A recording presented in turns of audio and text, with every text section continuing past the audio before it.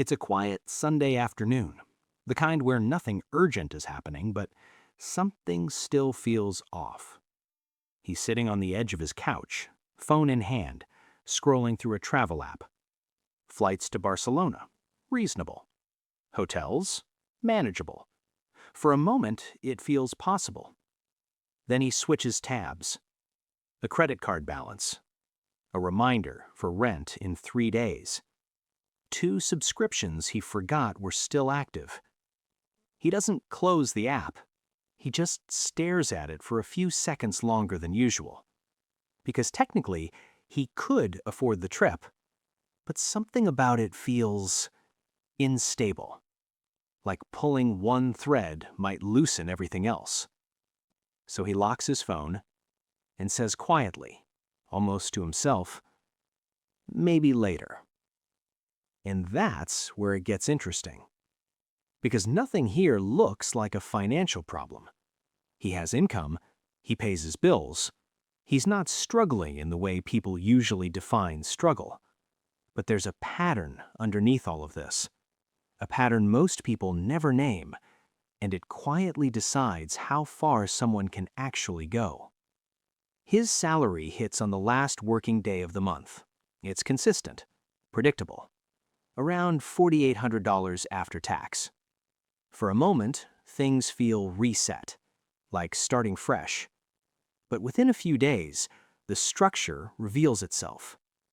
Rent takes $1,600, utilities, internet, phone, another $300.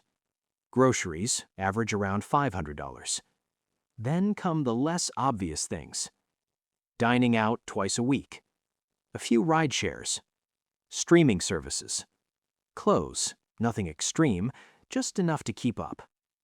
And then there's the credit card. Not out of control, but never fully cleared either, usually hovering around $2,000 to $3,000. He tells himself it's manageable. And it is, technically. By the middle of the month, things tighten a bit. Not dramatically, just small adjustments.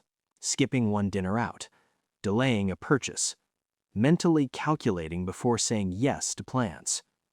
And by the final week, there's a quiet waiting.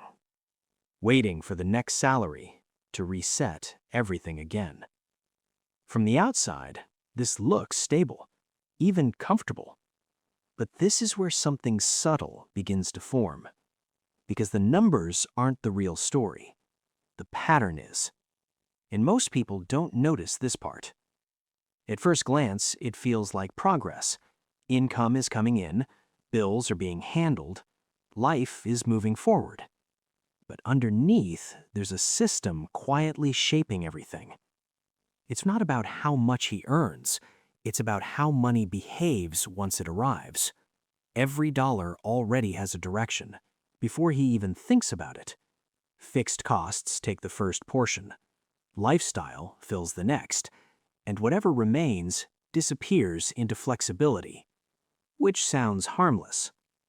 But this is where things shift, because there's no space, no real margin, no area where money can sit still and grow. Everything flows through, and that creates something most people don't label correctly: dependence. Not on luxury, not on overspending, just on continuity. The system only works if nothing interrupts it. And that's the hidden part. Because on paper, everything looks fine. But in reality, there's no level change happening. Just repetition. Month after month. And this is where people quietly get stuck. Let's slow this down. Not with complex formulas, just simple numbers. He earns about $4,800 a month. Over a year, that's roughly $57,200. Now subtract his core expenses. Rent and essentials, about $2,400 monthly.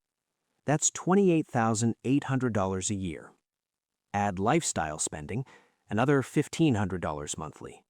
That's $18,000 annually. Now we're at $46,800, which leaves about $10,800. On paper, that looks like progress, savings, flexibility, growth. But here's where it changes. That remaining amount doesn't stay intact. It gets absorbed. Small decisions, unexpected costs, moments of convenience. And by the end of the year, there isn't $10,800 sitting somewhere. There's maybe a few thousand, sometimes less. And this is where the illusion becomes clear, because income suggests movement, but behavior determines outcome. And over 5 years, that gap becomes significant, not because of one big mistake, but because nothing compounds. And without compounding, time doesn't work in your favor. It just passes. Now here's the part that isn't obvious. None of this feels irresponsible. In fact, it feels normal. Because everyone around him lives the same way. Friends suggest restaurants without hesitation. Colleagues upgrade phones casually. Vacations are discussed like standard life events. No one is doing anything extreme, which makes it harder to question, because the environment reinforces the pattern.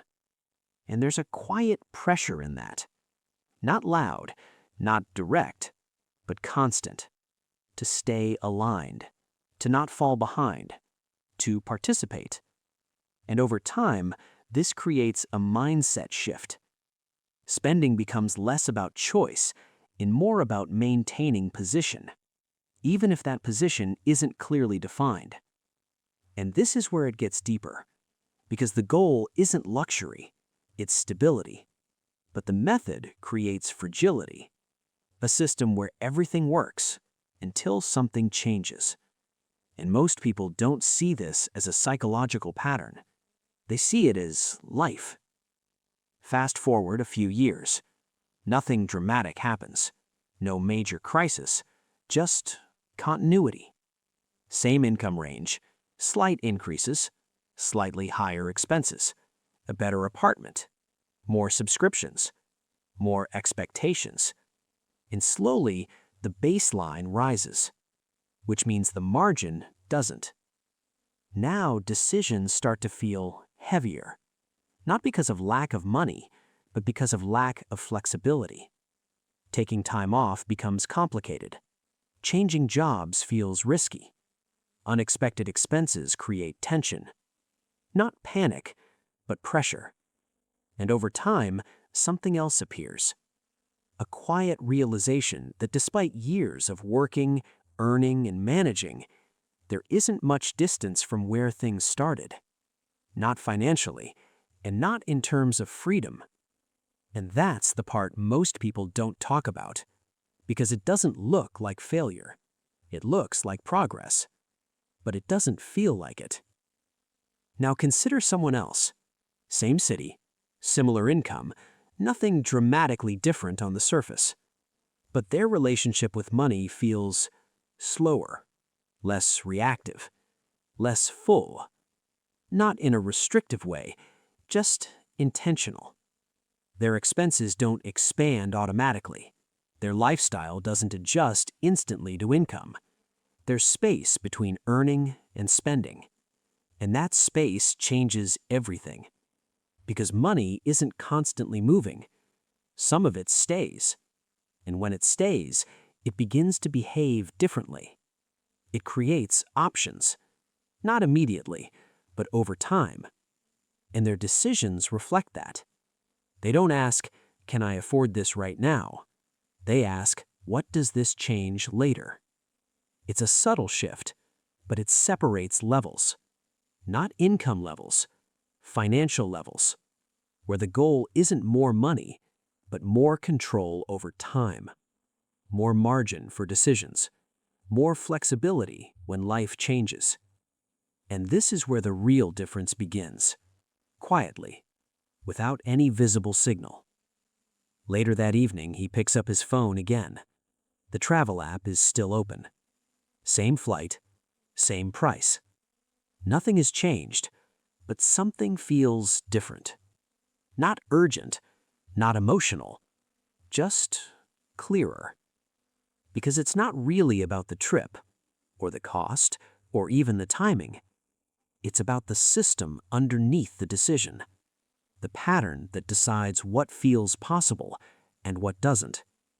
He doesn't book the flight, not this time, but he doesn't close the app immediately either. He just looks at it for a few seconds longer than usual, as if seeing it from a slightly different angle. And maybe that's where it starts, not with a big decision, but with a small awareness that there are levels to this. And most people aren't stuck because they lack income. They're stuck because the system never changes. This is not financial advice. If this helped clarify something you've been noticing quietly, consider subscribing. There's more to